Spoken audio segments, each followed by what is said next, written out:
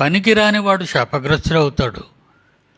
పనికి రానివాడు, అశ్రద్ధగా చేయవాడు, పట్టించుకోలేనివాడు, వీళ్ళందరికీ దేవుని పని చేయకపోతే భూమి మీద మీ పుట్టుక వ్యర్థం అంటున్నాడు. మీరు ఎందుకు జన్మించారు భూమి మీద? మీ ఉద్యోగాలు చేసుకోవడానిక? మీ కాపురాలు చేసుకోవడానిక? ఆలోచించండి. ఎందుకు వచ్చారు మీరు భూమి మీదకి? నా పని చెయ్యి నిమిత్తం వచ్చారు మీరు. నా పని మీరు చేయకుండా మీ పనులు మీరు చేసుకుంటే దేవుడు ఏమంటున్నాడు? మీరందరూ మీ సొంత కార్యాలే చూచుకొనుచున్నారు. ఇక్కడ దేవుని పని చెయ్యమన్న పని విడిచిపెట్టేసి వెంటనే వెళ్ళిపోవడమే, కనబడకుండా చెప్పకుండా ఎవరికి.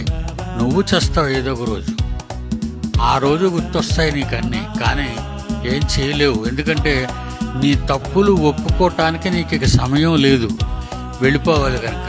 దేవుడు క్షమించడు, నీతో వాదించడు కూడా. అప్పుడు ఏం చెప్తావు దేవుడు?